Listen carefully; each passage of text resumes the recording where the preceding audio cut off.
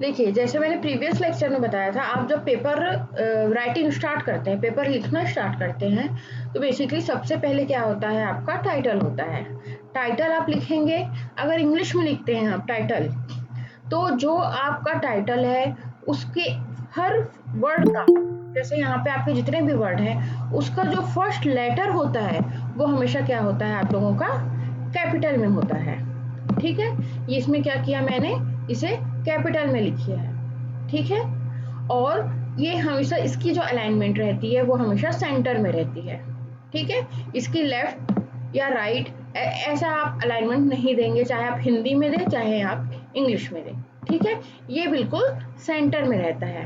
ठीक है, और हिंदी में आप लिखते हैं तो हिंदी में कैपिटल और स्मॉल का तो कोई कॉन्सेप्ट ही नहीं है, तो आप सिंपली उसको हिंदी में आप टाइटल लिखेंगे, फॉन्ट साइज हो जाएगी आपकी 22, और जो फॉन्ट हिंदी का रहता है वो आप उसे यूज करेंगे।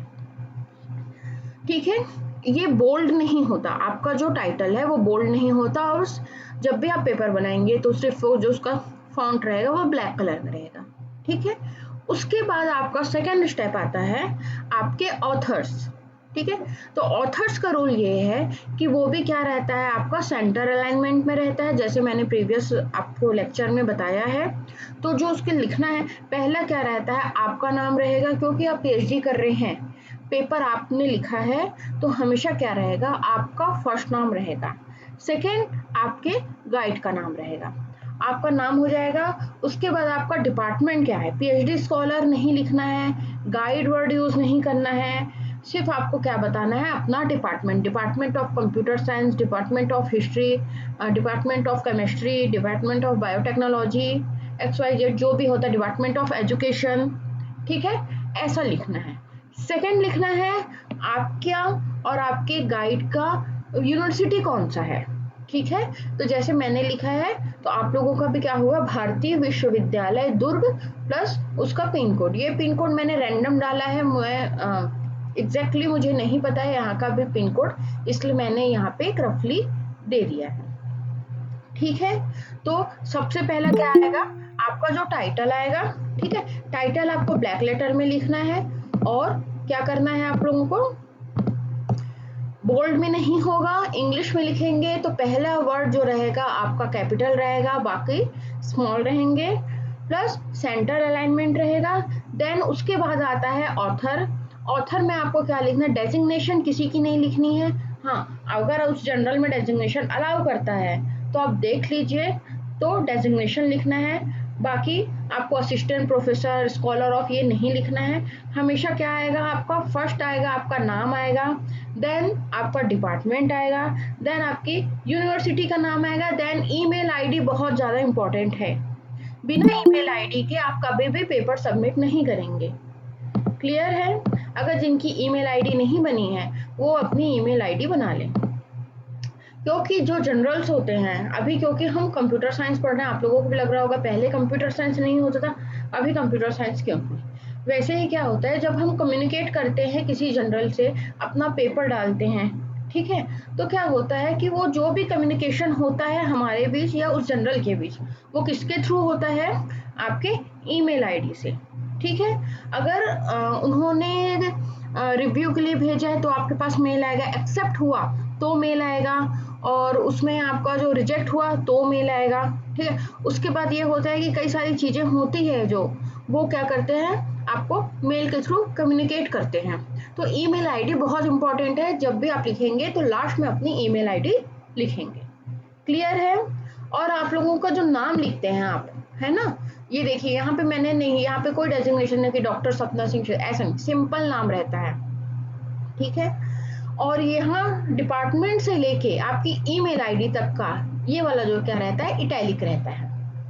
ठीक है, ये स्लाइटली चेंज होते हैं, जनरल्स के ऊपर डिपेंड करता है, बट नॉर्मली स्टैंडर्ड होता है कि वो क्या होता है, इटैलिक में होता है, क्योंकि हमको थोड़ा सा उसको हाईलाइट करना रहता है। ठीक है, उसके बाद आता है आपका एब्स्ट्रैक्ट। एब्स्ट्रैक्ट या फिर आप क्या बोलते हैं, जो हिंदी में बोलेंगे उसको, हिंदी में क्या बोलते हैं, सारांश। सारांश। वो क्या रहेगा आपका, या तो मिडिल में रहेगा या तो आपके लेफ्ट साइड रहेगा या तो आपके पैराग्राफ के साथ रहेगा। ठीक है, ये आप स्टार्टिंग में जब आप पेपर सबमिट करते हैं तो जो पेपर जब एक्सेप्ट हो जाता है उसके बाद एक फॉर्मेट देता है आपको। ठीक है, फॉर्मेट मैंने दिखाया था आपको पहले। तो उस फॉर्मेट के अकॉर्डिंग आपको क्या करना रहता है, अरेंज करना रहता है अपना पेपर। तो इनिशियली जब आप सबमिट करते हैं तो आप क्या करेंगे, एब्स्ट्रैक्ट उसको मिडिल में कर दीजिए और आपका जो एब्स्ट्रैक्ट होगा स्टार्टिंग की लाइन आपकी क्या रहती है, इंट्रोडक्शन रहता है। इंट्रोडक्शन टाइप का मतलब जैसे मैंने कोविड पे लिखा है ना, पेंडेमिक पे लिखा, तो उसके बारे में एक दो लाइन रहेगी, है ना। एक दो लाइन आप कौन सा मेथड यूज कर रहे हैं, ठीक है, किस मेथड पे काम कर रहे हैं, किस एल्गोरिथम पे वर्क कर रहे हैं, किस डेटा सेट पे काम कर रहे हैं, ये लिखना है आपको। लास्ट की लाइन रहेगी आपका क्या रहेगा, रिजल्ट रहेगा। ठीक है, ऐसे करके आपको एब्स्ट्रैक्ट को 3 पार्ट में डिवाइड करना है। पहला है एक जनरल इंट्रोडक्शन देना है आपको कि आपका किस क्या टॉपिक, जो भी है, जो भी टॉपिक आपने चूज किया है वो करना है। देन उसका जनरल इंफॉर्मेशन मतलब इंट्रोडक्शन देना है कि आपने उस पे मतलब कौन सा एल्गोरिथम यूज किया है, आपने कौन से मेथड्स यूज किए हैं, आपने कौन सा टूल यूज किया है, आपने कौन सी लैंग्वेज यूज की है, प्लस आपने डेटा कहाँ से लिया है। लास्ट का जो पार्ट होता है वो होता है आपका रिजल्ट, कि आपका रिजल्ट क्या आया है। बेसिकली एब्स्ट्रैक्ट का मतलब होता है कि जब भी कोई थर्ड पर्सन आपके पेपर को रीड कर रहा है तो उसे एब्स्ट्रैक्ट पढ़ के ही समझ में आ जाना चाहिए कि आप किस फील्ड पे वर्क कर रहे हैं, आपने कौन सा मेथड लिया है और आपका रिजल्ट क्या आया है।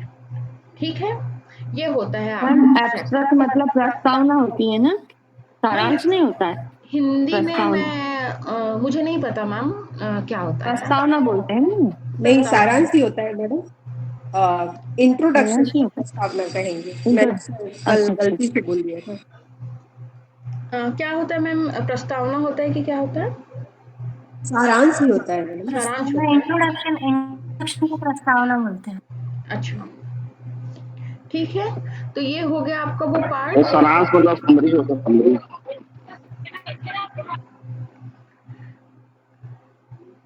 तो ये प्रस्तावना है, नो मैम, ये सारांश है। ये सारांश है। अब्स्ट्रैक्ट मतलब सारांश। ठीक, मैं सर्च समरी भी भी कर, एक तरह का सारांश ही है। ठीक है, जो भी आप लोग हिंदी में वर्ड यूज करते हो मैं एक बार देख भी लेती हूँ।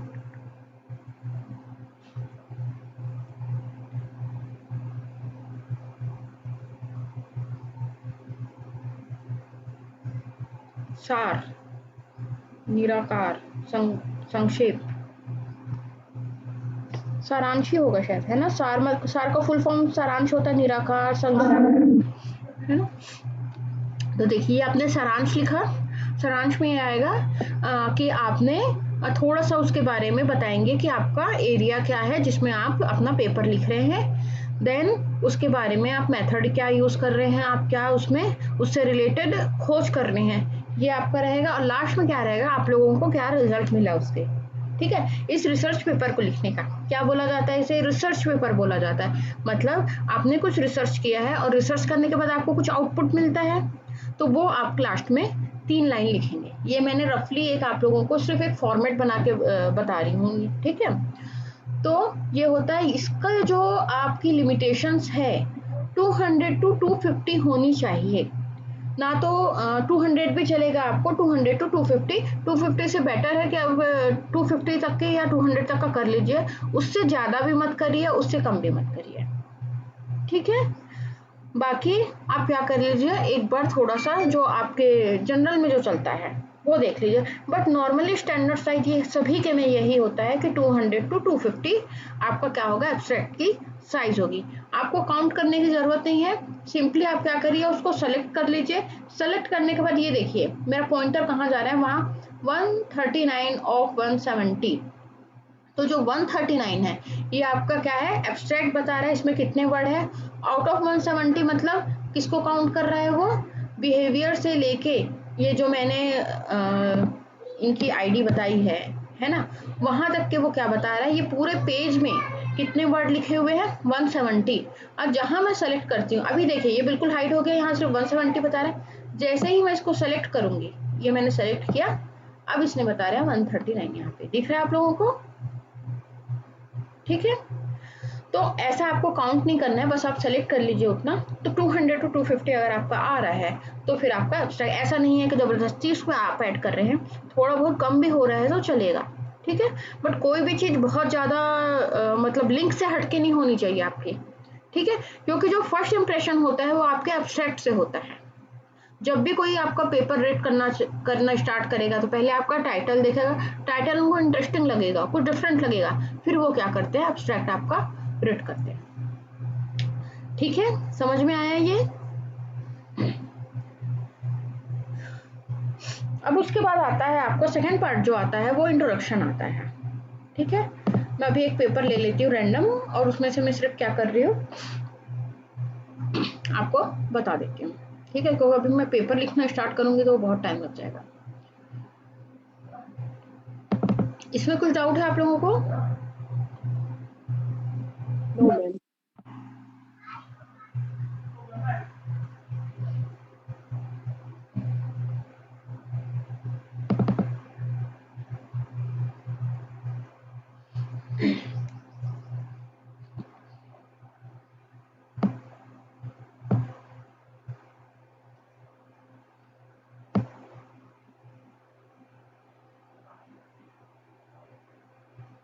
देखिए आपके पेपर का जो स्टैंडर्ड साइज होता है 8 to 10 पेज होता है, ठीक है, उससे कम आपके पेपर नहीं होते हैं।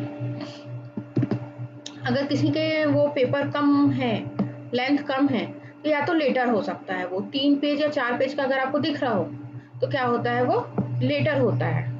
और वो क्या होता है, स्पेसिफिक जर्नल्स होते हैं जो वो लेटर पब्लिश करते हैं, ठीक है। हर जर्नल लेटर पब्लिश नहीं करता, कुछ ही जनरल होते हैं जो लेटर का मतलब होता है कि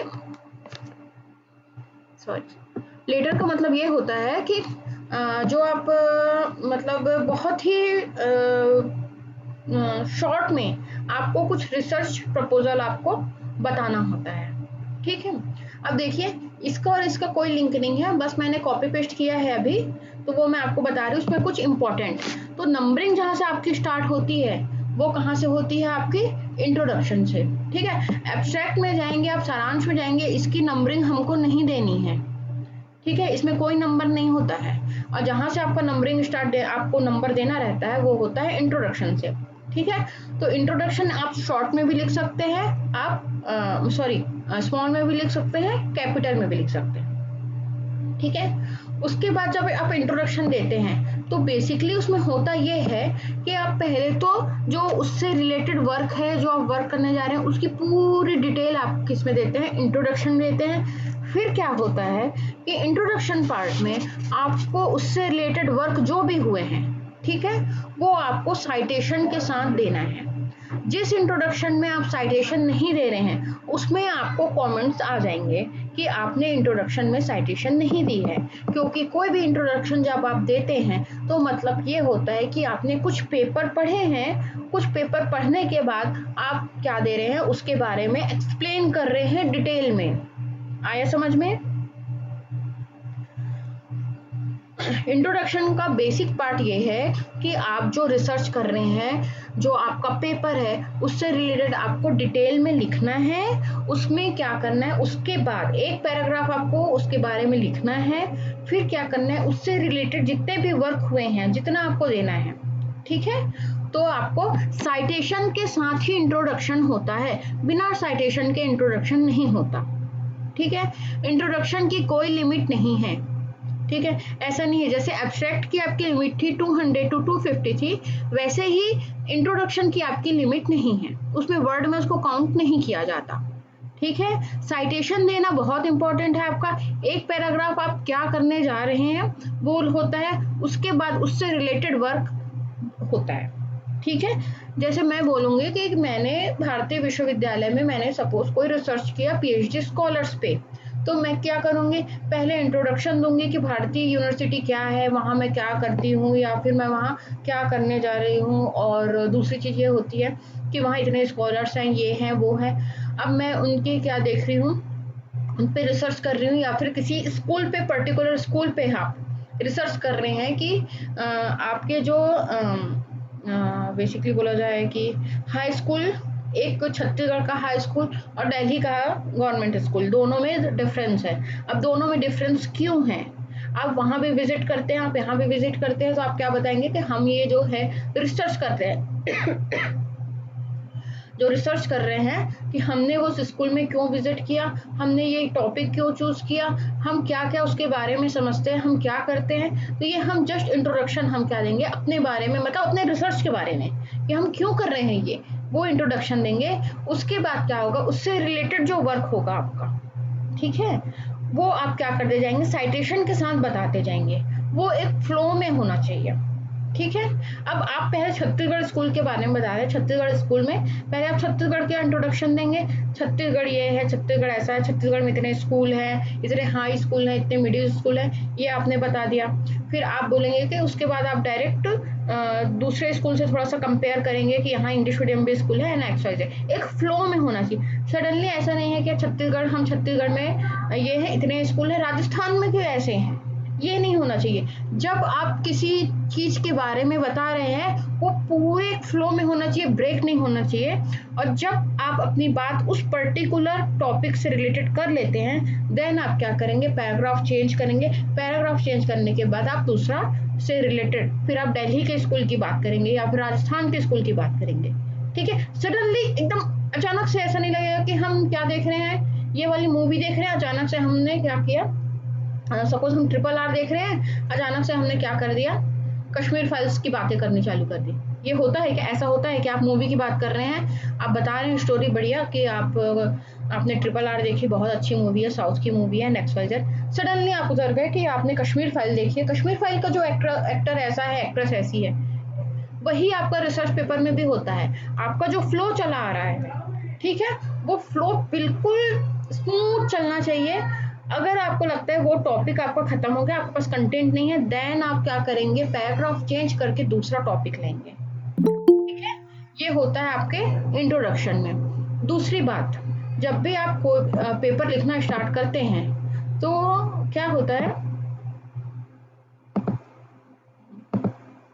हाँ, तो क्या होता है, ये देखिए, यहाँ पे मैंने कैट लिखा है ब्रैकेट में, ठीक है, और यहाँ पे मैंने लिखा है कंप्यूटर एडेड डायग्नोसिस, ठीक है। तो इसका मतलब क्या है कि जब मैं कोई शॉर्ट फॉर्म यूज कर रही हूँ, ये देखिएगा, ये वाला पार्ट देखिए आप, एक यहाँ का पार्ट देखिए, चाहे आप हिंदी में लिखें चाहे आप इंग्लिश में लिखें, दोनों के लिए बहुत इंपॉर्टेंट है। और ये वाला पार्ट देखिए, यहाँ क्या किया मैंने, जब मैंने इसका शॉर्ट फॉर्म लिखा तो उसके पहले मैंने क्या किया है, इसका फुल फॉर्म लिखा है। उसके बाद मैं बाकी जगह क्या कर रही हूँ, शॉर्ट फॉर्म यूज कर रही हूँ। देखिए, दिख रहा है आप लोगों को, यहाँ भी शॉर्ट फॉर्म है, यहाँ भी शॉर्ट फॉर्म है। तो ये एक आप लोगों के लिए मैं, तो ये मतलब आपको जो जो चीजें आते जा रही है वो मैं बताते जा रही हूँ कि जैसे जो भी आप पहली बार कोई शॉर्ट फॉर्म यूज करेंगे, उसके पहले उसको आपको फुल फॉर्म बताना होता है रिसर्च पेपर में, ठीक है। उसके बाद आप कितने बार भी उसका शॉर्ट फॉर्म यूज कर सकते हैं। देखिए, यहाँ पे मैंने MRI लिखा है, यहाँ पे लिखा है मैंने MRI। अब देखिए, यहाँ पे मैंने इसका फुल फॉर्म लिखा है पहले, देन देखिए यहाँ पे मैंने उसका फिर शॉर्ट फॉर्म लिखा है। ये हिंदी में भी होता है, ये इंग्लिश में भी होता है। ये अच्छे पेपर की क्वालिटीज है जो मैं आपको बता रही हूँ, ठीक है, कि एक आप स्टैंडर्ड पेपर कैसे लिख सकते हैं। क्योंकि नॉर्मली क्या होता है, लोग कैसे करते हैं कि यहाँ पे छत्तीसगढ़ लिख दिया, डायरेक्ट CG लिख दिया, ऐसा नहीं होता है। इंट्रोडक्शन आपने क्या कर, उन लोगों ने क्या कर दिया, एक पैराग्राफ में कंप्लीट कर दिया, ऐसा बिल्कुल भी नहीं होता है, बहुत ही गलत है ये, ठीक है। तो आप जब पेपर लिखेंगे, इंट्रोडक्शन देंगे पहले उसका, फिर साइटेशन बहुत इंपॉर्टेंट है। इंट्रोडक्शन में हमेशा साइटेशन होती है, और एक स्टैंडर्ड लेंथ में अगर आपको बता दूं, ठीक है। देखिए, यहाँ पे मैंने कैट यूज किया है, तो उसके पहले वहां पे क्या किया था, एक फुल फॉर्म बता देता। अब मैं कैट कहीं भी यूज कर सकती हूँ, ठीक है। जैसे आप यहाँ भी अगर यूज करते, एब्स्ट्रैक्ट में भी यूज करते, कोई शॉर्टकट यूज करते, तो आपको क्या बताना पड़ता, उसका फुल फॉर्म लिख के ब्रैकेट में लिखना पड़ता उसका शॉर्ट फॉर्म। कभी भी हम शॉर्ट फॉर्म जो रहता है उसको डायरेक्टली यूज नहीं करेंगे, ठीक है। और उसका भी एक फॉर्मेट है कि पहले फुल फॉर्म होता है उसका, इन ब्रैकेट आपका क्या रहता है, उसका शॉर्ट फॉर्म होता है। पहले शॉर्ट फॉर्म बाद में फुल फॉर्म, ये गलत है, ठीक है, तो ये आप नोट करते जाइए कि पहले आपको उसका फुल फॉर्म लिखना है, जब भी आप फर्स्ट टाइम यूज कर रहे हैं इन ब्रैकेट आपको क्या करना है, उसका शॉर्ट फॉर्म लिखना है। इंट्रोडक्शन में आपका एक पैराग्राफ क्या रहेगा, जो भी वर्क आप कर रहे हैं और उस वर्क से रिलेटेड जो भी रहता है उसका आप इंट्रोडक्शन देंगे। देन आप क्या करेंगे, साइटेशन देते जाएंगे, उससे रिलेटेड वर्क, उससे रिलेटेड रिसर्च जो होते गए हैं वो आप साइटेशन देते जाएंगे। क्लियर है? और जो पेपर आपको रीड करने हैं वो लास्ट 5 साल के ही पेपर रीड करने हैं, ज्यादा पुराने पेपर आपको नहीं करने हैं। ठीक है, अब देखिए जहां जहां मैम इंट्रोडक्शन में एक डाउट है। Yes ma'am. इंट्रोडक्शन पेपर में जब हम लिखते हैं, थीसिस का नहीं पेपर का बोल रहे हो, तो उसमें कुछ वर्ड लिमिट होता है क्या? नहीं मैम, इंट्रोडक्शन में कोई वर्ड लिमिट नहीं होता है, बट ये है आप उसमें पेज से आप उसको रफली कैलकुलेट कर सकते हैं कि एक पेज 1.5 पेज आप लिख सकते हैं इसमें। Okay, thank you. तो इंट्रोडक्शन में नंबरिंग होती है, आप जब भी शॉर्ट फॉर्म लिखेंगे सबसे पहले उसका फुल फॉर्म लिखेंगे ब्रैकेट में, उसके लास्ट में आप लिखेंगे, फिर आप शॉर्ट फॉर्म यूज कर सकते हैं। एक पैराग्राफ आपको इंट्रोडक्शन देना है कि आप क्या वर्क कर रहे हैं, उसके बाद से उससे रिलेटेड वर्क आपको बताना है कि कहाँ कहाँ कितने रिसर्च हो चुके हैं, कैसे हुए हैं। उसके बाद क्या होता है, आप उससे रिलेटेड इंट्रोडक्शन पार्ट में आप फिगर भी ड्रॉ कर सकते हैं, जैसे मैंने यहाँ पे एक फिगर ड्रॉ किया है। ठीक है, और कैप्शन देंगे कभी भी फुल फॉर्म नहीं आता। ठीक है, ये देखिए इसको हम ब्लैक कर देते हैं। ठीक है, ये बस मैंने कॉपी किया है इसलिए आपका ऐसा दिख रहा है। यहाँ पे आप क्या कर सकते हैं, फिगर भी ड्रॉ कर सकते हैं इंट्रोडक्शन में। उसके बाद अगर आपको पॉइंट्स वगैरह देना है तो इस तरीके से आप क्या कर सकते हैं, पॉइंट दे सकते हैं। देखिए इसमें भी है, कुछ भी चीज आपको बेसिकली बोला जाए तो वो क्या होती है, कहीं भी बोला जाता है ना हवा में उड़ के आती है, ये नहीं होता। कहीं ना रिसर्च की बात करें ना हम, तो कहीं ना कहीं से हम जो करते हैं, कहीं ना कहीं से हम उससे इतने इम्प्रेस हो जाते हैं उन सब चीज़ों से जो रिसर्च हुआ है, जो रिसर्च एरिया है, जो इतना इंटरेस्ट आ जाता है हमको कि हम क्या करते हैं उस पर वर्क करना स्टार्ट कर देते हैं। जो ऑलरेडी हुआ है उसको थोड़ा सा हम क्या करते हैं, चेंज करते हैं, नया एल्गोरिथम लगाते हैं, नई थ्योरी लगाते हैं है ना। आप लोगों में थ्योरी वर्ड यूज होगा कि नई थ्योरी लगाते हैं, उसके बाद हम उसमें एक नया कंक्लूजन पे आते हैं।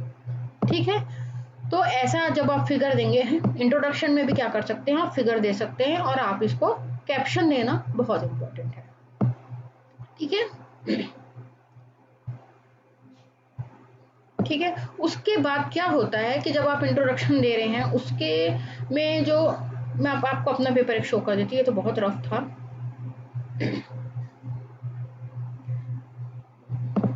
रुकिए, एक अच्छा पेपर मैं आपको दिखा देती हूँ जो ऑलरेडी पब्लिश हो चुका है, उसका स्टैंडर्ड कैसा होता है।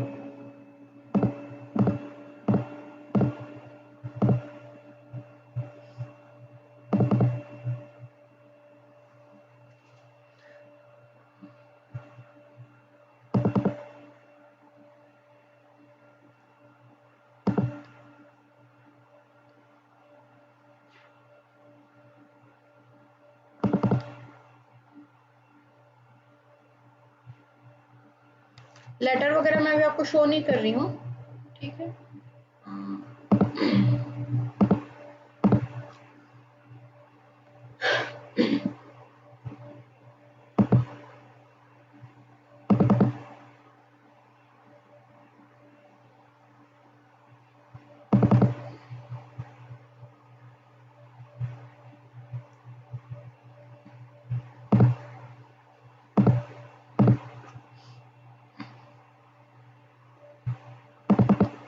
एक मैं आपको लेटर शो कर देती हूँ। एक्चुअली लेटर जो वर्ड यूज होता है ना, कैसे होता है, उसमें भी इंट्रोडक्शन वगैरह सब होते हैं बट थोड़ा डिफरेंट होता है। ठीक है, वो शो करती हूँ आपको।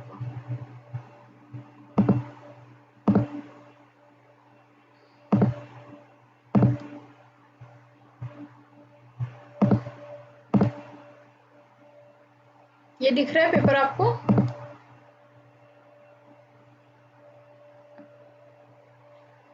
Yes ma'am. ओके, तो अब देखिए ये जो पेपर है ये लेटर होता है।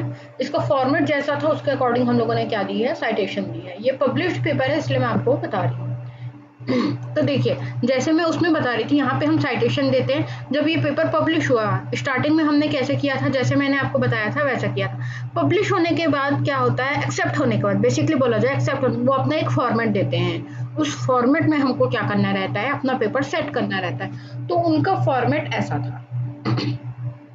ये हमारा टाइटल है, ठीक है। अब देखिए यहाँ पे डी सिंह लिखा हुआ है, यहाँ पे आपको क्या दिख रहा होगा, एक छोटा सा मेल का वो दिख रहा होगा, इमेज दिख रही होगी, बहुत छोटी सी दिख रही है। मैं थोड़ा जूम कर देती हूँ, ये दिख रहा है यहाँ पे आप लोगों को। इसका मतलब है ये जो है करस्पॉन्डिंग ऑथर है। देखिए जब पेपर आप पब्लिश करते हैं तो करस्पॉन्डिंग ऑथर एक वर्ड यूज होता है। तो करस्पॉन्डिंग का मतलब ये होता है कि बहुत सारे ऑथर्स हैं। सपोज आपने एक पेपर लिखा, आपकी पीएचडी कंप्लीट होगी, बहुत सारे ऑथर्स हैं, आप लोगों 4 लोगों ने 5 लोगों ने मिलकर दिया। एक फर्स्ट ऑथर है, बाकी क्या होते हैं, को ऑथर होते हैं, ऐसा वर्ड यूज किया जाता है। एक होता है करस्पॉन्डिंग ऑथर। तो करस्पॉन्डिंग ऑथर का काम क्या होता है, उसी में से होता है वो, या तो फर्स्ट ऑथर होता है या तो को ऑथर में से कोई एक होता है। वो क्या करता है, कम्युनिकेट करता है, वो पेपर सबमिट करता है। रिविजन्स आते हैं तो क्या करता है, रिविजन करके देता है। मतलब बेसिकली बोला जाए तो मेल उसके उस पर्टिकुलर पर्सन के पास आता है और बाकी सभी के पास नहीं आते। वो कम्युनिकेट किस मेल भी आते हैं, सभी के पास आते हैं। तो कम्युनिकेट कौन करता है, जो करस्पॉन्डिंग ऑथर होता है, ठीक है।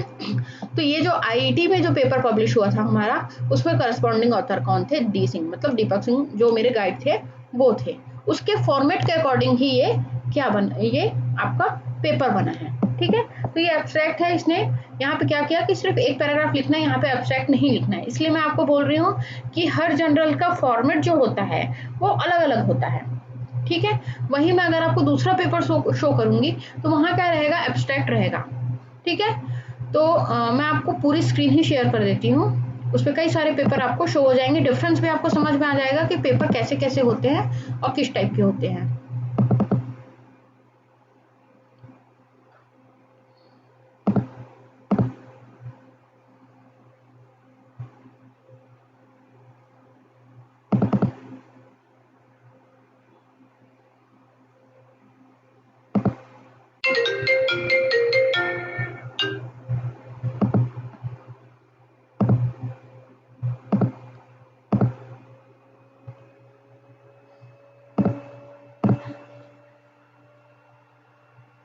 ये देखिए ये वाला पेपर दिख रहा है आप लोगों को, ये जो पेपर है, ये पेपर मैंने पहले भी आपको दिखाया था।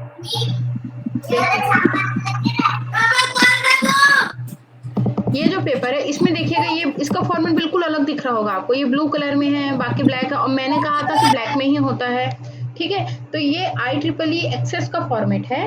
तो उसके अकॉर्डिंग पेपर को हमने क्या किया, अरेंज किया। ये अभी पब्लिश नहीं हुआ था, पब्लिश होने का था, मतलब रिवाइज होके आ रहा था। तो ठीक है, ये देखिए ये क्या है, ये ब्लू में है आपका, इसका फॉर्मेट ऐसा था, ठीक है। वही मैं आपको लेटर जो शॉर्ट में लिखा रहता है उसमें डिफरेंस देखिए कि उसका जो था टाइटल, ये देखिए ये ब्लैक में है, ये ऑथर है। और ये देखिए ये है कॉन्फ्रेंस में, जो मेरा फर्स्ट पेपर था। बेसिकली बोला जाए तो यहाँ पे थोड़ा सा वीक पेपर था। बेसिकली मेरा फर्स्ट पेपर था, इसलिए क्या होता है कि हम गलतियाँ तो करते हैं। यहाँ पे देखिए मैंने लिख दिया PhD scholar, assistant professor, maths, ये सब चीज़ें मैंने लिख दी थी इसमें, ठीक है। तो ये सब चीज़ें नहीं लिखा। उसके बाद जब मुझे चीज़ें समझ में आई थी, ये देखिए मैंने यहाँ पे ऐसा कुछ भी नहीं लिखा है, ठीक है। ये इसका फॉर्मेट है, लाइन से जो लिखा है ये इसका फॉर्मेट है, ठीक है। देखिए यहाँ पे दिख रहा है आप लोगों को है करस्पॉन्डिंग ऑथर, ये देखिए। तो ये कम्युनिकेट जो करेगा, ये जनरल जो कम्युनिकेट करेगा वो इस करस्पॉन्डिंग ऑथर से करेगा। मतलब ऑथर्स तो इतने सारे हैं, बट जो आपको कम्युनिकेट किससे करेगा, वो आपके करस्पॉन्डिंग ऑथर से। इसलिए आपको मैंने बोला है ईमेल आईडी बहुत इंपॉर्टेंट है, ठीक है। अब देखिए इसी पेपर में देख लीजिए, ये एब्स्ट्रैक्ट है, ये है इसका एब्स्ट्रैक्ट, ठीक है। इसमें लिखा है ये क्या असेंबल लर्निंग क्या होता है, ये मेथड्स बताए हैं, मैटलैब में यूज़ किया है, SVM एल्गोरिथम यूज़ किया है, प्लस मशीन लर्निंग का बता रही हूँ मैं आपको कि इतने सारे क्या किए हैं मैंने, एल्गोरिथम यूज़ किए हैं। ये बेसिकली यहाँ से लेके दिस वर्क से लेके मैंने क्या बताया है उसको, अपने वर्क के बारे में बताया है कि हम क्या प्रपोज करने जा रहे हैं, हम क्या बताने जा रहे हैं, ठीक है। उसके बाद ये देखिए ये वाला आ गया दिस रिजल्ट। तो बेसिकली आपका एब्स्ट्रैक्ट कितने पार्ट में डिवाइड हुआ, पहला ये हुआ है कि आपका इंट्रोडक्शन मैंने बता दिया, फिर मैंने इस पेपर में मैं क्या करने जा रही हूँ ये मैंने बता दिया, और इसका रिजल्ट क्या आ रहा है, 99.5 एक्यूरेसी आई है ना, ये मैंने बता दिया है। तो ये होता है आपका एब्स्ट्रैक्ट। उसके बाद होते हैं आपके इंडेक्स टर्म, यहाँ पे यूज होता है, इस जनरल में इंडेक्स टर्म यूज होता है। नॉर्मली हम क्या वर्ड यूज करते हैं, कीवर्ड्स, ठीक है, कीवर्ड्स यूज करते हैं। देखो बूस्टिंग क्लासिफायर आई नहीं सारी नहीं आ रही, ना हाँ। परसों आई ना कल आई। कल तो खैर मैं चिराग को छोड़ने गई थी, हो सकता है आई हूँ, मुझे नहीं मालूम। उसके पास फोन नहीं है साली, आज अभी तक नहीं है, 9 बजे घुसती है। Excuse me ma'am, please mute कर लीजिए। ठीक है, उसके बाद ये होता है आपका क्या होता है, कीवर्ड्स यूज होते हैं। जो कीवर्ड्स आपका यूज होगा, इससे क्या होता है आपके पेपर को पढ़ने में जो दूसरे होते हैं जो टाइप करते हैं गूगल स्कॉलर में या रिसर्च गेट में या नेट पे, वो जब पेपर सर्च करते हैं तो आपका पेपर कैसे आएगा, इन कीवर्ड से आता है। अगर कोई बूस्टिंग क्लासिफायर लिखता है तो यहाँ से डायरेक्ट वो क्या कर देगा, आएगा। क्राइम प्रोडिक्शन करता है तो डायरेक्ट क्या आ जाएगा, मेरा पेपर इंडियन क्राइम प्रोडिक्शन में आ जाएगा। मशीन लर्निंग लिखते हैं तो मशीन लर्निंग से रिलेटेड पेपर में ये भी आ जाएगा। दूसरी बात होती है, आप चाहे हिंदी में लिखें या इंग्लिश में लिखें, ये जो कीवर्ड्स होता है अल्फाबेटिकल ऑर्डर में होता है, A to Z होता है और आ से गया होता है। ठीक है, समझ में आया मतलब इसका, कि पहले जब आप कीवर्ड डालेंगे इसमें क ख ग घ अणा च, उसके आगे जो भी होता है वो आप उसके अकॉर्डिंग ही लिखेंगे। वैसे ही क्या होता है इंग्लिश में जब लिखते हैं तो क्या होता है, यहाँ पे देख लिए बी आया है, फिर ई आया है, फिर सी आया है, फिर आई आया है, फिर पी आया है, फिर एम आया है, फिर एस आया है, फिर एस आया है। ठीक है, तो इसको हम कैसे अरेंज करते हैं, अल्फाबेटिकल ऑर्डर में यूज करते हैं। अब देखिए, क्योंकि ये IEEE में था इसलिए ये क्या हुआ है, डबल कॉलम में हुआ है पब्लिश। ठीक है, इसका फॉर्मेट ही होता है डबल कॉलम। अब यहाँ पे देखिए इंट्रोडक्शन जो मैंने बताया था, बेसिकली क्या होता है, हम इंट्रोडक्शन देते हैं, उसके बाद हमको साइटेशन देना बहुत इंपॉर्टेंट है। ये देखिए, ये पेपर एक्सेप्ट हो चुका है और ये पार्ट है इंट्रोडक्शन पार्ट, मतलब बेसिकली बोले तो 1.5 पेज का आपका लगभग इंट्रोडक्शन पार्ट होता है। क्लियर हुआ? उसके बाद आपका आता है लिटरेचर समरी या फिर रिलेटेड वर्क। हाँ, एक इंट्रोडक्शन में आपका एक इम्पॉर्टेंट पार्ट होता है, लास्ट का जो पैराग्राफ रहता है ना आपका, यहाँ से ये वाला पैराग्राफ, इसमें आप जो आगे सेक्शंस दे रहे हैं अलग अलग जो आपका पेपर में आने वाला है, देखिए इसमें लिखा है सेक्शन 2 सेक्शन 3, तो सेक्शन 2 हमारा लिटरेचर रिव्यू है, लिटरेचर समरी रहेगा, लिटरेचर रिव्यू लिख सकते हैं या फिर रिलेटेड वर्क लिख सकते हैं, ऐसा आपको बताना है। फिर सेक्शन 3 में आप क्या करने जा रहे हैं, सेक्शन 4 में आप क्या करने जा रहे हैं, सेक्शन 5 में क्या करने जा रहे हैं। ठीक है, तो ऐसा करके एक पैराग्राफ, सिर्फ एक पैराग्राफ आपको क्या रहना रहता है कि इस पेपर के आगे में आप क्या बताने जा रहे हैं, वो इंट्रोडक्शन के लास्ट पार्ट में आपका रहता है। ठीक है, क्लियर है ये, इसमें कुछ डाउट है? इंट्रोडक्शन समझ में आ गया आप लोगों को? और नंबरिंग जो होती है इंट्रोडक्शन से स्टार्ट होती है। देखिए ये पेपर और पब्लिश हो चुका है, यहाँ पे देखिए इंट्रोडक्शन आपका यहाँ से स्टार्ट हो रहा है। IET वाला जो पेपर है उसमें इसने फॉर्मेट में दिया ही नहीं है कि नंबरिंग के लिए, तो वो नंबरिंग इसमें नहीं दिया है। ठीक है, ये बहुत छोटा सा पेपर रहता है। लेटर का मतलब होता है एकदम बिल्कुल शॉर्ट में रहता है, 3 या 4 पेज का रहता है वो पेपर, हमको उसमें पूरी अपनी रिसर्च के बारे में बताना रहता है। ठीक है, और दूसरी इम्पोर्टेंट चीज होती है मैम, इंट्रोडक्शन में साइटेशन दिए, वो साइटेशन कहाँ पर आएगा पेपर में?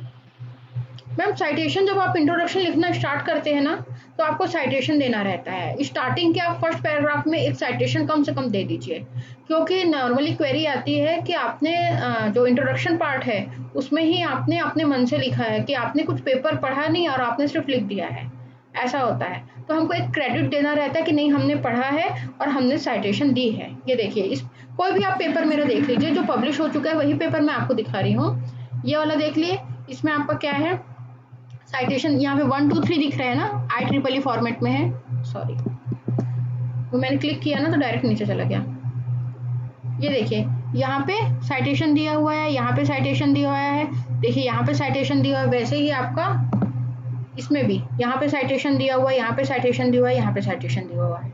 ठीक है, तो इंट्रोडक्शन पार्ट में आपका फर्स्ट पैराग्राफ है, थोड़ा सा लिख लीजिए, उसके बाद आप साइटेशन देना स्टार्ट कर दीजिए, बहुत इंपॉर्टेंट है।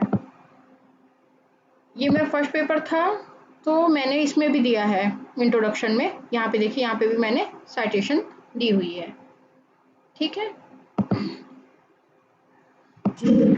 और मैंने इसके पहले बताया था कि आप लोग किसी भी पेपर में डेजिग्नेशन नहीं देंगे। यहाँ पे देखिए सपना सिंह क्षत्री, दीपक सिंह, भावना नारायण ये है, और बाकी लोगों का भी नाम है, वो IEEE के मेंबर रहे हैं इसलिए है। देखिए इसका फॉर्मेट ऐसा था कि हम department of computer science and application maths university और department of computer college of computer science and information technology King Faisal university और सऊदी अरेबिया के 2 ऑथर्स थे। ठीक है, एक म्यांमार के थे। ये लिखना है, कहीं पे डॉक्टर लिखे हैं क्या, बल्कि ये बहुत सीनियर फैकल्टीज हैं। सीनियर फैकल्टीज मतलब जिनके 200-300 पेपर हैं, 30+ बुक है ना, ये ऐसी फैकल्टीज हैं, मतलब डायरेक्ट आपका क्या है, प्रोफेसर की कैटेगरी के हैं। ठीक है, इन्होंने कहीं भी डॉक्टर नहीं लिखा है, तो बेसिकली डेजिग्नेशन नहीं दिया जाता है ना। तो जैसे ये आपने लोगों ने नाम सुना होगा, छत्तीसगढ़ के GR सिन्हा, काफ़ी सीनियर फैकल्टी हैं ये अभी IIIT बेंगलोर में है। ठीक है, वो भी, उनका भी मैंने नाम ऐड कर दिया था, तो इनका नाम है, देखिए इनके आगे भी कहीं भी डॉक्टर नहीं लिखा है।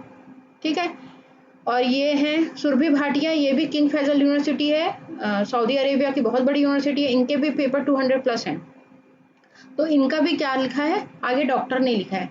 तो आप इसके आगे ऐसा लिखना, जहाँ तक मुझे पता है ऐसा नहीं लिखा जाता। ठीक है, बाकी आपके जनरल में अगर वो बोलते हैं तो आप लिख दीजिए। ठीक है, जहाँ तक कि मुझे पता है, कितने भी पेपर मैंने पढ़े होंगे, हजारों पेपर मैंने अभी तक के पढ़ लिए हैं अपनी PhD से लेके अभी तक के, कहीं भी डॉक्टर वर्ड किसी ने यूज नहीं किया है। ठीक है, तो PhD स्कॉलर कहीं यूज नहीं होता है, और गाइडेड, हमारे जो गाइड हैं तो उसके आगे गाइडेड, ये मैंने बचपने में, मतलब एक होता है कि हमें नहीं पता रहता कुछ भी नहीं, आपको तो अभी बता रहे हैं, मुझे तो कुछ भी नहीं पता था, जीरो थी मैं, है ना, तब ये सब चीज़ें मैंने लिखी थी। उसके बाद मुझे समझ में आया दूसरों के पेपर देख के, तो फिर मैंने ये पेपर लिखना स्टार्ट किया ऐसा। ठीक है, ये समझ में आया आपको, इंट्रोडक्शन पार्ट समझ में आ गया, क्लियर है, इसमें कुछ डाउट है? बिल्कुल फ्लो में होना चाहिए आपका टॉपिक। आप अभी एक टॉपिक की बात कर रहे हैं, अभी आप कोविड की बात कर रहे हैं, सडनली आप दूसरे वायरस पे नहीं आ सकते, मतलब आपको जैसे चिकन पॉक्स के भी वायरस होते हैं, कोरोना के भी वायरस होता है, वायरल फ्लू के भी, अभी आप वायरल फ्लू की बात करें, वायरल फ्लू की बात करिए, आपको वो बातें, मतलब वो टॉपिक खत्म हो जाता है, आप चेंज करिए उसे पैराग्राफ, देन आप क्या करिए, कोविड के वायरस के बारे में बात करिए, या फिर आप केमिस्ट्री के सब स्टूडेंट हैं, ठीक है, तो केमिस्ट्री में आप बहुत सारे आपके क्या होते हैं, केमिकल्स होते हैं, आप एक केमिकल की बात कर रहे हैं, सडनली आपने बीच में उसको दूसरे केमिकल की बात स्टार्ट कर दी, तो ऐसा नहीं होना चाहिए। आप एजुकेशन के हैं, आप एजुकेशन की बात कर रहे हैं, तो आप हायर एजुकेशन की बात कर रहे हैं, सडनली आप ये मिडिल स्कूल या फिर दूसरे मतलब इस स्कूल की बात नहीं करेंगे। ठीक है, तो बेसिकली मेरे बोलने का मतलब ये है कि जब भी आप पेपर लिखते हैं तो आपको ये बहुत इंपॉर्टेंट है कि आप राइटिंग स्किल्स कैसी है, आप लिखते कैसे हैं उससे। ठीक है, तो लिखने का तरीका यही होता है पेपर, कि आप बिल्कुल फ्लो में लिखें, बिल्कुल स्मूथ होना चाहिए, कि सब मतलब सामने वाले को ये पता, मतलब फील होना चाहिए कि आप एक स्टोरी पढ़ रहे हैं जिसमें बिल्कुल आप वो मतलब इंटरेस्ट आना चाहिए। ठीक है, दूसरी इंपॉर्टेंट है कि जो आप नंबरिंग स्टार्ट करेंगे वो आप इंट्रोडक्शन से करेंगे, उसके पहले आपका कीवर्ड होता है। कीवर्ड क्या होता है, अल्फाबेटिकल ऑर्डर में होता है, और मिनिमम 5 तो कीवर्ड आपको देने होते हैं। उससे क्या है कि जब भी कोई टाइप करता है ना, तो डायरेक्टली आपका पेपर ओपन होता है, ये इसका बेनिफिट होता है। एब्स्ट्रैक्ट है, एब्स्ट्रैक्ट आप यहाँ पे लिखेंगे, यहाँ पे लिखेंगे, स्टार्टिंग में लिखेंगे आप ऐसा, बाद में अगर आपका पेपर एक्सेप्ट हो जाता है तो वो एक फॉर्मेट देते हैं, तो उस फॉर्मेट के अकॉर्डिंग आपको पेपर अरेंज करना है। जैसे मैंने हमेशा बोलती हूँ, ब्लैक एंड व्हाइट होता है आपका पेपर, तो कुछ देखिए ये वाला जो है ये पेपर, इसका फॉर्मेट बिल्कुल अलग है, ये बिल्कुल ब्लैक एंड व्हाइट है, जो इसके इमेजेस हैं वो ही कलर में है, क्योंकि हमको इमेजेस कलर में इसलिए शो करने पड़ते हैं, क्योंकि हमको यहाँ पे क्या बताना पड़ता है, ये देखिए ग्राफ जो प्लॉट किया है वो रिजल्ट हमको शो करना पड़ता है, इसलिए ये कलर में होते हैं। ये देखिए ये है, हमको अलग अलग चीज़ें हमको बतानी पड़ रही है, इसलिए ये क्या है आपका कलर में है। बाकी ये देखिए जनरल ये है IIT का, तो क्या करना है इसको ब्लैक एंड व्हाइट में। वहीं आप देख लेंगे दूसरा मेरा पेपर, तो ये क्या है IEEE का है, इसका फॉर्मेट अलग है, ये इसमें ये कलर यूज करते हैं, ठीक है।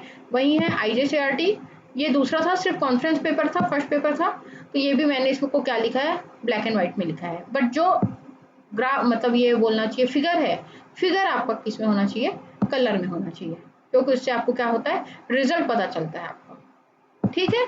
तो ये सब चीजें डिफरेंस समझ में आई, छोटी छोटी बातें समझ में आई आपको। और तीसरी मैम आप ये वीडियो भेजोगी क्या मैम थोड़ा? हाँ मैम बिल्कुल, मैं ये अभी भेज दूंगी। तो क्या हम देखेंगे बार बार तो हम लिख पाएंगे अच्छे से, है ना? हाँ हाँ। और तीसरी इम्पोर्टेंट चीज है कि जब भी आप कोई शॉर्ट में कुछ लिख रहे हैं उसके पहले ये देखिए, ये भी मैंने इसको शॉर्ट में लिखा है और इसके पहले इसका मैंने ये फुल फॉर्म यहाँ पे लिखा है, देन उसके बाद मैंने शॉर्ट में लिखा है, ठीक है। ये क्लियर है ना। पहले आपका फुल फॉर्म होता है, देन आपका क्या होता है शॉर्ट फॉर्म होता है, ये बहुत इंपॉर्टेंट है। ये इंट्रोडक्शन पार्ट हो गया। इंट्रोडक्शन के बाद आप लोग का होता है लिटरेचर समरी, जो आप अभी लिखना स्टार्ट करेंगे थोड़ा सा। तो ये देखिए ईटी एंड ऑल हमेशा थोड़ा सा इटैलिक रहता है, ईटी में डॉट नहीं रहता, ईटी एंड ऑल ऐसा रहता है, ठीक है। जब भी आप किसी बोला जाए ऑथर्स का नाम देते हैं ना, बहुत सारे ऑथर हो गए, तो क्या करेंगे आप एक ऑथर का नाम देंगे, बाकी क्या करेंगे आप ईटी एंड ऑल कर देंगे, ठीक है। समझ में आया। जैसे यहाँ पे लिखा था मैंने, मतलब अलग अलग तरीके से लिखना है, ऐसा नहीं है कि पूरे को एकदम एक जैसा लिख दिया जाए कि इस सर्वे में हमने मतलब इसने ये प्रपोज किया, इसने ये प्रपोज किया, ये प्रेजेंट किया, तो ऐसे थोड़ा सा क्या करना है उसको मतलब चेंज करना है, ठीक है। इसमें ज़्यादा अच्छा मिलेगा आपको। ये देखिए यहाँ कहीं भी ऐसा नहीं लिखा है कि इसने ये किया, हमने सिर्फ लाइन में लिख दिया है और हमने साइटेशन दे दिया है, ठीक है। यहाँ पे भी हमने लिखा है ये क्या करना है, इसको शॉर्ट में लिखना था, बहुत छोटा पेपर लिखना था, इसलिए देखिए यहाँ पे जरूरी नहीं है आप ऑथर का नाम लिखें कि पर्टिकुलर इस पर्सन ने क्या किया था, ये मतलब इस पेपर में ये रिसर्च किया था, या फिर इसने प्रपोज किया था, या इसने एक्सप्लेन किया था, ऐसे लिखें आप। साइटेशन देना बहुत इंपॉर्टेंट है जिसके बारे में आप लिख रहे हैं, बट पेपर के अंदर नाम लिखना उतना इंपॉर्टेंट नहीं है। जैसे ही मैं यहाँ पे तीन में क्लिक करती हूँ, ये देखिए 3 नंबर में मैंने उसकी साइटेशन दे दी है, यहाँ पे ये देखिए ये इसकी साइटेशन दी है, इसको हमने क्रेडिट दिया है। बट जरूरी नहीं है कि आप पेपर में उस पर्सन का नाम लिखें, लिख भी सकते हैं नहीं भी लिख सकते हैं, दोनों आपका सही है, ठीक है। समझ में आया। जैसे इस पेपर में मैंने लिखा है तो आप कंफ्यूज मत होइए, जहाँ पे यहाँ पे लिखा है मैंने, है ना, ईटी एंड ऑल, इस पर्सन का नाम लिखा है, फिर उसको मैंने बताया है इसने ये प्रेजेंट किया था, वेका में लिखा था, वेका टूल्स होता है इसने यूज किया था, यहाँ पे तो मैंने लिखा है। बट इस वाले पेपर में आपको दिखेगा कि इस वाले पेपर में नहीं लिखा है, तो जरूरी नहीं होता है कि आप ऑथर का नाम लिखें, ठीक है। डायरेक्ट उसने क्या इम्प्लीमेंट किया था, क्या रिसर्च की थी, वो डायरेक्टली आप लिख लीजिए और लास्ट में उसका साइटेशन दे दीजिए, ठीक है। क्रेडिट देना बहुत इंपॉर्टेंट है, कि आप साइटेशन दे दीजिए, ठीक है। प्लेगरिज्म आप देख लीजिए कि प्लेगरिज्म जो होता है हमारे टेक्निकल में लेस देन 20% होता है, मैंने आपको पहले भी बताया है, क्योंकि हमारे टेक्निकल वर्ड्स बहुत मतलब इम्पोर्टेंट होते हैं, हम उसको चेंज नहीं कर सकते, ठीक है। और जस्ट अपोजिट क्या होता है, लेस देन 10% नहीं होना चाहिए। मैं टेक्निकल की बात कर रही हूँ, आप अपना जो सब्जेक्ट है उससे रिलेटेड आप अपने एक्सपर्ट से पूछ लीजिएगा कि आप लोगों को में कितना % प्लेगरिज्म अलाउ है, ठीक है। हमारे में अलाउ है कि 15 to 20% या फिर 12-13 इतना हो सकता है, उतना प्लेगरिज्म हमारे में अलाउ है। 17-18 तक का रहता है, लेस देन बोलने के लिए होता है कि आपका लेस देन 20% होना चाहिए, बट हम उसको 16-70% तक का लाते हैं, तब हम पेपर सबमिट करते हैं। पहले आप सॉफ्टवेयर से प्लेगरिज्म चेक करेंगे, देन आप पेपर सबमिट करेंगे। अगर आपका प्लेगरिज्म बहुत ज़्यादा हुआ तो आपका 2 दिन में ही पेपर क्या हो जाएगा, रिजेक्ट हो जाएगा। समझ में आया, क्लियर है, इससे रिलेटेड डाउट है।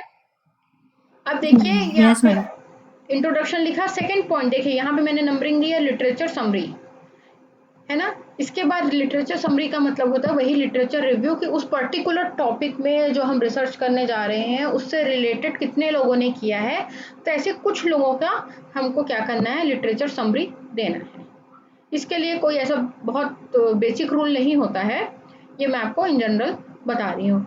दूसरी चीज होती है लिटरेचर समरी को आप इंट्रोडक्शन में मर्ज कर सकते हैं।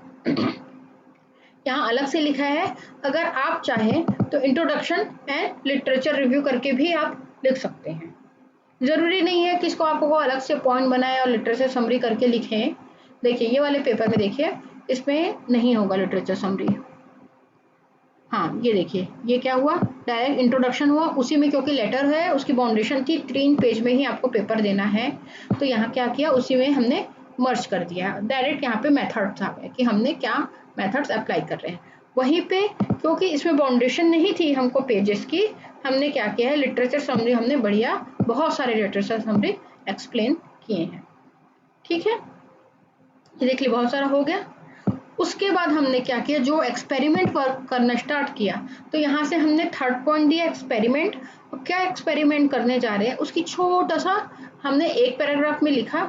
उसके बाद हम क्या कर रहे हैं, सब पॉइंट में इसको डिवाइड कर रहे हैं।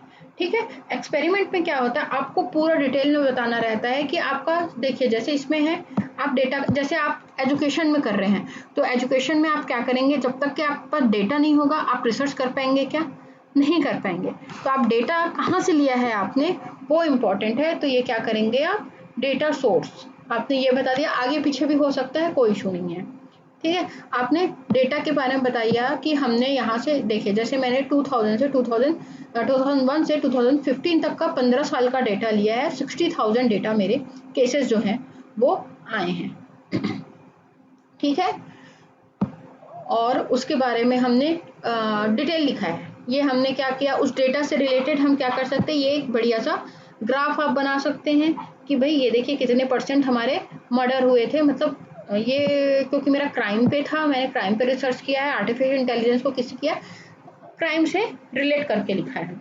ठीक है, वैसे ही मैंने क्या किया, इसका एक ये ग्राफ बनाया। ये ऑनलाइन बनता है, आप सर्च करेंगे तो मिल जाएगा, ये मैंने ऑनलाइन बनाया है।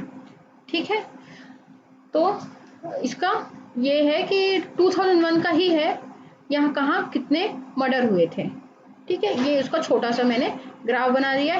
स्टेट्स में 2001 में कहाँ कितने क्राइम हुए, ये पूरे स्टेट्स हैं अलग अलग कलर में, इसको मैंने, तो ऐसा आप करेंगे ना, मतलब उसको बेसिकली बोलना चाहिए कि ग्राफ दिखाएंगे, जितना अच्छा ग्राफ दिखाएंगे उतने आपके पेपर की वैल्यू क्या होते जाती है, बढ़ते जाती है। ठीक है, उसके बाद आपने क्या किया, कौन से मेथड यूज किए, देखिए ये जो है टेबल बनाया। ठीक है, टेबल्स के आगे देखिए साइटेशन वो दिया, कैप्शन दिया, यहाँ पे कैप्शन दिया, फिगर जो है वो, और ये जो है स्टार्टिंग में इसलिए जा रहा है क्योंकि इसका फॉर्मेट ही वैसा था। ठीक है, जब पेपर एक्सेप्ट हुआ उसके बाद ये देखिए ये है एक फिगर ड्रॉ किया, उसके नीचे कैप्शन दिया। तो ऐसा क्या करना है, आपको फिगर्स भी देने हैं, ग्राफ देने हैं, अच्छे फिगर्स देने हैं, एक्यूरेसी के साथ देने हैं। ठीक है, प्रपोज्ड अप्रोच क्या किया, उसके बाद है comparison with different crime prediction model. तो मैंने यहाँ पे क्या किया है, अपना जो मॉडल हमने बनाया था उसको दूसरे मॉडल, 2 एल्गोरिथम है, एक नया एल्गोरिथम मैंने जो बनाया इम्प्लीमेंट किया, उसको दूसरे एल्गोरिथम से हमने क्या किया है, कंपेयर किया है ऑलरेडी जो पहले से थे। ठीक है, ये एल्गोरिथम का हमने फ्लो बताया है, मैंने इन जनरल बता रही हूँ आपको, इसको मत देखिएगा, पेपर को देखिए आप। ठीक है, मशीन लर्निंग मॉडल्स, इतने सारे मॉडल पे हमने एल्गोरिथम पे वर्क किए हैं, उससे हमने मॉडल क्रिएट किया है, ये बताया। आप इसमें क्या कर सकते हैं, देखिए आप उसमें क्या कर सकते हैं, बेसिकली बोला जाए आप एल्गोरिथम चेंज तो नहीं कर रहे हैं, आपने एक नया इम्प्लीमेंट किया, जो पुराने एल्गोरिथम है या पुरानी चीजें हैं उसके साथ आप कुछ इस तरीके से दिखाएंगे ना, ये तो बहुत अच्छा इंप्रेशन पड़ता है आपके पेपर पे। ठीक है, आपने इस पर वर्क नहीं किया है बट वो एल्गोरिथम का वर्क जो कैलकुलेशन है वो कैसे होता है ये भी आप बताएंगे ना, तो इसका बहुत अच्छा इंप्रेशन आपके पेपर में पड़ता है। बहुत अच्छे ग्राफ्स आपको बताने हैं, बहुत अच्छे उससे रिलेटेड जो मैथमेटिकल जो कैलकुलेशंस होते हैं, है ना, वो आपको बताना है। आप यूज मत करिए कोई बात नहीं, बट आप क्या करिए, उसको पेपर में शो करिए कि वो प्रोसेस कैसे होता है, वो कैलकुलेट कैसे करता है, ये सब चीजें भी आपको बतानी रहती है। ठीक है, ये सब पेपर हुआ एक। ये देखिए ये पूरे रिजल्ट है, रिजल्ट में कहीं भी कि आपको जो कैप्शन मैं आपको शुरू से बताते आ रही हूँ, कैप्शन कहीं भी मिसिंग नहीं है, इसमें हो, इस पेपर में हो, चाहे इस पेपर में हो। ये देखिए कैप्शन डला हुआ है, ये इटैलिक किया है इसने और इसमें इटैलिक नहीं है, इसमें सिंपल है, ठीक है। तो वो आपका क्या होता है, आपका जो पेपर है उसके फॉर्मेट के अकॉर्डिंग आपको अरेंज करना है, ठीक है। ये देखिए, ये भी एक टेबल है, टेबल का कैप्शन हमेशा ऊपर होता है, जो मैंने आपको शुरू से बताते आ रही हूँ। इसमें बिल्कुल भी गलती नहीं करना है, नहीं तो फिर से आपके पास क्या आ जाएगा, एक रिवीजन के लिए आपके पास मेल आ जाएगा, ठीक है। मेल आते रहते हैं, उसे डरने की जरूरत नहीं है कि ये सुधारिए उसे, आप फ्रस्ट्रेट हो जाएंगे जरूर आप। ये देखिए, ये क्या हो गया, कंक्लूजन एंड फ्यूचर वर्क, ये भी बहुत इंपॉर्टेंट है। आप जब भी कंक्लूजन लिखेंगे, कोई भी रिसर्च कभी भी खत्म नहीं होती है, उसका एक पार्ट होता है जो आप फ्यूचर में करने जाएंगे, चाहे आप करें या ना करें। तो आपको क्या बताना रहता है, फ्यूचर में आप क्या वर्क करने जा रहे हैं, ये कंक्लूजन के साथ साथ आपको फ्यूचर वर्क भी बताना जा रहा है। जैसे मैंने एक सॉफ्टवेयर बनाया, सॉफ्टवेयर मैंने किसके लिए बनाया, एंड्रॉयड के लिए बनाया। एंड्रॉयड मतलब जो आप अपना एंड्रॉयड बेस्ड मोबाइल यूज करते हैं, ठीक है। हम फ्यूचर में उसको क्या बताएंगे कि हम वो सॉफ्टवेयर किसके लिए भी बनाएंगे, iOS के लिए भी बनाएंगे। मतलब एप्पल का जो फोन आप लोग यूज करते हैं, जिन लोग यूज करते होंगे, उसके लिए भी हम एक सॉफ्टवेयर बनाएंगे। क्यों मैंने ये कहा, क्योंकि ये हमारा फ्यूचर वर्क हो सकता है कि हम जैसे अभी हमने मोबाइल के लिए बनाया, वैसे ही हम विंडोज के लिए बनाएं। विंडोज मतलब आपका जो आप लैपटॉप या फिर डेस्कटॉप यूज कर रहे हैं, वो आपका विंडोज बेस्ड रहता है, लाइनक्स बेस्ड रहता है, यूनिक्स बेस्ड रहता है। तो बेसिकली मैं अभी विंडोज की बात कर रही हूँ, आप क्योंकि बेसिकली आप लोग हर कोई विंडोज बेस्ड ही लैपटॉप या कंप्यूटर यूज करता है। तो हम फ्यूचर में क्या बता सकते हैं कि मैंने जो सॉफ्टवेयर बनाया है, अभी एंड्रॉयड बेस्ड बनाया है, इन फ्यूचर मैं क्या करूंगी, विंडोज बेस्ड या फिर iOS बेस्ड भी सॉफ्टवेयर हम बना सकते हैं। वैसे ही आप एजुकेशन का करेंगे, तो एजुकेशन में भी आप फ्यूचर वर्क बताएंगे कि जो आप फ्यूचर, अभी आपने क्या किया, छत्तीसगढ़ का स्कूल और दिल्ली का स्कूल दोनों में कंपेयर किया। उसके बाद इन फ्यूचर आप क्या करेंगे, अदर स्टेट से आप कंपेयर कर सकते हैं, और एक उसमें जो अप्लाई कर रहे हैं अपने स्कूल को मॉडल स्कूल बनाने में, वो हम आगे क्या करेंगे, छत्तीसगढ़ में भी अप्लाई करेंगे। और हम ऐसे जो पुअर स्टेट्स हैं, छत्तीसगढ़ एक पुअर स्टेट की कैटेगरी में आता है, डेवलपिंग बोल सकते हैं इसको, और दूसरे भी जो स्टेट्स हैं, कई स्टेट्स ऐसे हैं जो पुअर हैं, है ना। महाराष्ट्र आपका बहुत अच्छे स्टेट में आता है, दिल्ली बहुत अच्छा है, दिल्ली तो स्टेट नहीं है, यूटी है, तो क्या बोलते हैं, यूनियन टेरिटरी, इसको क्या बोलेंगे हिंदी में, अंडमान निकोबार हो गया, ये आपका चंडीगढ़ हो गया, दिल्ली हो गया, केंद्र शासित, हाँ केंद्र स्थापित है। तो इससे हम क्या केंद्र शासित था, केंद्र शासित, ओके, केंद्र शासित राज्य वर्ड यूज करेंगे, नहीं करेंगे,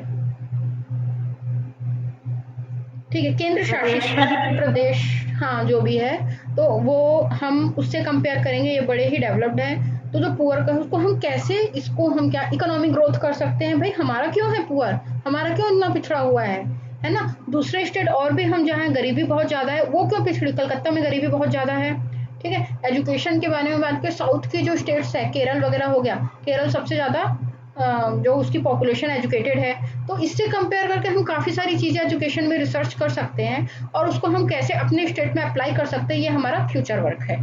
तो इस तरीके से आपको कंक्लूजन के साथ साथ आपको क्या बताना है कि आप फ्यूचर वर्क भी कैसे करेंगे, ठीक है। समझ में आया, इतना बेसिक समझ में आया आपको, कुछ डाउट है? Yes ma'am.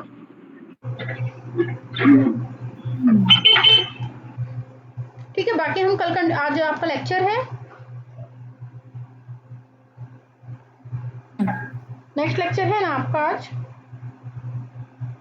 9:50 से 9:50 से, तो ये नहीं मैम 9:30 से है, क्या लिखा है, एक मिनट पढ़ने दीजिए, 9:50 से, ओके 9:50 से, ठीक है। इसमें कुछ डाउट होगा तो पूछ लीजिए आप, और कुछ पूछना है पेपर से रिलेटेड, रिसर्च पेपर से रिलेटेड।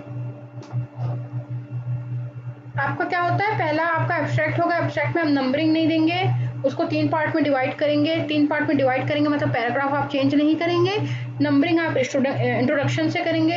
इंट्रोडक्शन में सबसे पहले आप अपने रिसर्च के बारे में और अपनी बाकी चीज़ों के बारे में एक पैराग्राफ इंट्रोडक्शन देंगे।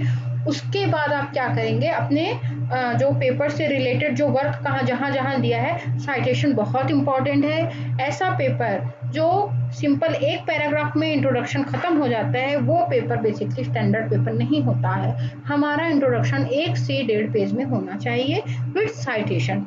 जब भी आप किसी चीज़ का शॉर्ट फॉर्म बता रहे हैं पहले आपको उसका फुल फॉर्म बताना है, इन ब्रैकेट उसको शॉर्ट फॉर्म बताना है, बाकी आगे आप उसका शॉर्ट फॉर्म यूज कर सकते हैं। इंट्रोडक्शन में हमेशा जो लास्ट का एक पैराग्राफ रहता है, जो आपका पेपर है उस पेपर में आपने कैसे कैसे सेक्शंस डिवाइड किए हैं वो आपको इंट्रोडक्शन में देना होता है। बाकी आपके मेथड्स आते हैं, रिजल्ट आते हैं, कंक्लूजन आते हैं।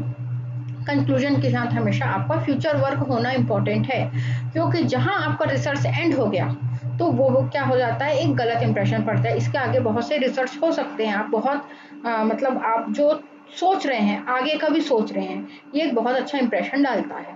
दूसरा, जब भी आप कैप्शन डालेंगे टेबल के जो कैप्शन रहता है टेबल के अबव रहता है और जो रहता है फिगर रहता है उसके आपके बिलो रहता है, ये बहुत इंपॉर्टेंट है।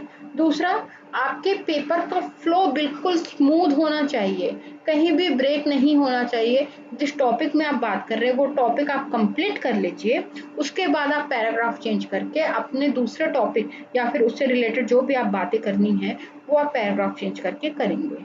साइटेशन बहुत इंपॉर्टेंट है। आपके दो होते हैं, आपका या तो आप अपना ऑथर का भी नाम लिख सकते हैं, उसके साथ साथ भी आपको साइटेशन का नाम लिखना रहता है। ET एंड ऑल लिखने का भी एक तरीका होता है, ठीक है, जो मैंने बताया। दूसरा होता है आप ऑथर का नाम नहीं लिख रहे हैं, आप उस पेपर में क्या लिखा है वो आप लिख दीजिए और लास्ट में उसकी साइटेशन दे दीजिए, ठीक है। कोई कंपलसरी नहीं है ऑथर का नाम, जैसे मैं लिख रही हूँ मेरे साथ 4 लोग और हैं तो सपना सिंह ET एंड ऑल ये लिखना जरूरी नहीं है। आप मेरे पेपर में क्या लिखा था, मैंने क्या प्रपोज किया वो आप लिख दीजिए छोटी सी रीराइट करके, है ना, वो लिख लीजिए और उसके बाद क्या करिए आप मेरा साइटेशन दे दीजिए। ये होता है एक्चुअल में पेपर। ये आप पेपर जो लिखेंगे, जो वर्ड में हम लिखेंगे नॉर्मल लिखेंगे। जब आपका पेपर एक्सेप्ट हो जाता है उसके बाद आपको क्या दी जाती है, एक फॉर्मेट दिया जाता है पेपर का, है ना, उसमें अरेंज करके आपको फाइनल सबमिट करने रहता है। हाँ, और दूसरी चीज, जब भी आप कोई मतलब फॉर्मूला लिखते हैं, फॉर्मूला कभी भी स्क्रीनशॉट करके नहीं लिखना है, वो उसको आपको टाइप ही करना है, ठीक है, अदरवाइज आपका पेपर रिजेक्ट हो जाएगा या फिर आ जाएगा। जब भी पेपर आप सबमिट करने उसके पहले आपको प्लेगरिज्म चेक करना है, प्लेगरिज्म चेक कर लीजिए। जो भी आपका एजुकेशन में, साइंस में, टेक्निकल में, मैनेजमेंट में अलग अलग उसका क्या है, जो आपका क्या बेसिकली बोलना चाहिए, प्लेगरिज्म का अलग अलग परसेंटेज है। हमारे में होता चाहिए लेस देन 20%। वैसे ही आप अपने साइंस का देख लीजिए, साइंस में भी लेस देन 20% होता है। और एजुकेशन का आप अपने एक्सपर्ट से पूछ लेंगे, उसके बाद उतना आप प्लैग रिमूव करेंगे, उसके बाद आप पेपर सबमिट करेंगे, ठीक है। सबसे पहला रूल तो यही है कि आपको प्लैग फ्री होना चाहिए, जितना वो अलाउ करते हैं उतना ही आपका प्लैग होना चाहिए। और दूसरी सबसे इम्पोर्टेंट बात है, किसी भी एक पेपर से आपका 2 या 3% से प्लेगरिज्म नहीं, भले आपका 18% आ गया बट आपका एक पेपर से 6% प्लैग आ रहा है या 5% आ रहा है, 4% आ रहा है, इसको आपको काम रिड्यूस करना पड़ेगा। चाहे आपका 18% आ जाए, 16% आ जाए, एक पेपर से आपका 2 या 3% से ज्यादा प्लैग नहीं आना चाहिए, ठीक है। क्लियर है? कुछ डाउट है अब इसमें? सॉफ्टवेयर आएगा, कॉलेज आपको सॉफ्टवेयर प्रोवाइड करेगा, उस सॉफ्टवेयर से आप प्लैग पहले चेक करेंगे। बिना प्लैग चेक किए आप पेपर कभी भी सबमिट नहीं करेंगे। डेजिग्नेशन नहीं देना रहता, बाकी अगर आपके में डेजिग्नेशन दिया जाता है तो आप डेजिग्नेशन दे दीजिए, जो भी लिखना रहता है। और ये आपका डिपार्टमेंट इंपॉर्टेंट है, ईमेल आईडी बहुत ज़्यादा इंपॉर्टेंट है। ईमेल आईडी का ना पासवर्ड भूलिए कभी इन फ्यूचर, ना तो अपनी ईमेल आईडी भूलिए। आपको जीमेल में या फिर जो भी आप यूज़ करते हैं उसमें आपकी एक ईमेल आईडी होनी चाहिए, क्योंकि कम्युनिकेट डायरेक्ट आप किससे करते हैं, अपने जो एडिटर हैं, जो पेपर है, जो जनरल है, जो पब्लिशर है, उससे आप कम्युनिकेट करते हैं। तो इसलिए किसके थ्रू होती है वो, आपके ईमेल आईडी के थ्रू होते हैं, इसलिए ईमेल आईडी देना बहुत इंपॉर्टेंट है। हो गया, समझ में आया आप लोग को? इतना क्लियर हो गया ना? हाँ मैम, एक चीज और यस मैम। कीवर्ड्स वगैरह लिखना पड़ता है, कीवर्ड्स लिखना पड़ता है मैम इसमें, क्या मैम? कीवर्ड्स लिखना पड़ता है, कीवर्ड्स कीवर्ड्स बहुत मैम। इंपॉर्टेंट है मैम, बहुत इंपॉर्टेंट है। कीवर्ड जितना आप रिसर्च पेपर लिख रहे हैं उतना ही इम्पोर्टेंट आपका कीवर्ड है, क्योंकि जब कोई पेपर सर्च करता है, जैसे आप किसी दूसरे का पेपर सर्च करेंगे तो उसमें क्या होता है, वो क्या होता है, इंडेक्सिंग होती है, उस कीवर्ड से आप जाते हैं, कीवर्ड्स में अगर दिया हुआ है तो वो पेपर आपके सामने आ जाता है। तो कीवर्ड्स तो कंपलसरी है देना, ठीक है। एब्स्ट्रैक्ट के नीचे ही कीवर्ड आता है, उसमें आप जितना भी देना चाहे, हमारे में लिमिटेशंस है कि मिनिमम 5 कीवर्ड होनी चाहिए। बाकी आप साइंस में आप पूछ लीजिएगा कि भाई कितनी कीवर्ड देते हैं, तो उतना कीवर्ड देना आपको कंपलसरी है। बिना कीवर्ड के कभी भी कोई पेपर नहीं होता। और जहां आप देखते हैं कि वैसे पेपर ना पढ़े जो एक पैराग्राफ में खत्म हो जाता है, इंट्रोडक्शन, एक पैराग्राफ में उसका मतलब मेथड्स खत्म हो जाते हैं, एक पैराग्राफ में मतलब बेसिकली उसने 2-3 पेज का पेपर बनाया और खत्म कर दिया। लेटर्स अगर लिखा हुआ है उस पेपर में तो वो ठीक है ना। जैसे हम रिव्यू पेपर लिखते हैं, उसका एक साइज होता है कि वो हो सकता है आपके 15, 20, 25, 30 कितने भी हो सकते हैं, है ना। जितना आप डिटेल में जाएं उतना आपका पेपर की साइज क्या होती जाती है, बढ़ती जाती है। रिसर्च पेपर का 8 to 10 एक स्टैंडर्ड पेपर होता है, एक अच्छे पेपर का। दूसरा है लेटर होता है, एक बेसिकली बोला जाता है, लेटर वर्ड यूज किया जाता है। तो वो जो लेटर होता है 3 to 4 पेज का होता है, बट उसका भी जो फ्लो है वो भी वैसे ही होता है कि उसमें एब्स्ट्रैक्ट होता है, ठीक है, फिर लिटरेचर रिव्यू होता है, सॉरी इंट्रोडक्शन होता है, मेथड्स होते हैं, रिजल्ट होते हैं, कंक्लूजन होते हैं, ये ऐसा फ्लो होता है। तो आप जनरल अगर उसमें लेटर लिखा हुआ है तो वो पेपर अच्छा है। और ऐसे पेपर जो बिल्कुल एकदम लिखे हुए हैं, ऐसे रफली लिखे हुए हैं, वो पेपर आप कभी मत पढ़िए, ना साइटेशन दीजिए, ऐसे पेपर का साइटेशन नहीं दीजिए। और बेटर है लास्ट 5 ईयर के पेपर पढ़िए और कॉन्फ्रेंस के पेपर अवॉइड करिए पढ़ना, जनरल्स के पेपर स्टार्ट करिए, चैप्टर्स भी कम ही आप प्रिफर करिए पढ़ना। नॉर्मली जो पेपर होते हैं फ्री जनरल्स के होते हैं, आप जैसे जैसे पढ़ते जाएंगे ना आपको पेपर बिल्कुल रफ लगने लगेगा, अरे ये तो बेकार पेपर है, बिल्कुल एक फर्स्ट लुक में ही आप उस पेपर को रिजेक्ट कर देंगे। तो स्टैंडर्ड पेपर होते हैं वो होते हैं जनरल्स के पेपर, ठीक है। चैप्टर्स और कॉन्फ्रेंस पेपर ये है होते हैं उतने स्टैंडर्ड नहीं होते हैं, ठीक है। तो जनरल्स के पेपर जहां आपको मिलते हैं बिल्कुल पढ़िए उसको। आपको बिल्कुल पेपर जो लिखने का तरीका है ना, पेपर आपको बिल्कुल एक नज़र में अब आपको समझ में आ जाएगा कि वो पेपर कैसा है, स्टैंडर्ड क्या है उस पेपर का, ठीक है। तो वैसा पेपर पढ़िए, उससे आपको नॉलेज गेन होगा, ठीक है। अच्छे अच्छे पेपर पढ़िए, ठीक है। और कुछ डाउट है?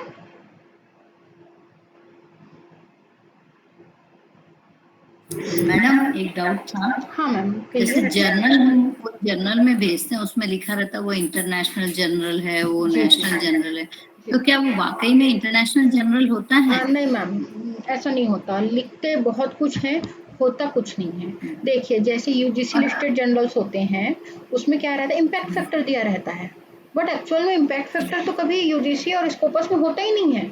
इम्पैक्ट फैक्टर सिर्फ आपके एससीआई जर्नल्स में होता है। तो ऐसे फेक जर्नल्स से आप लोग बचिए।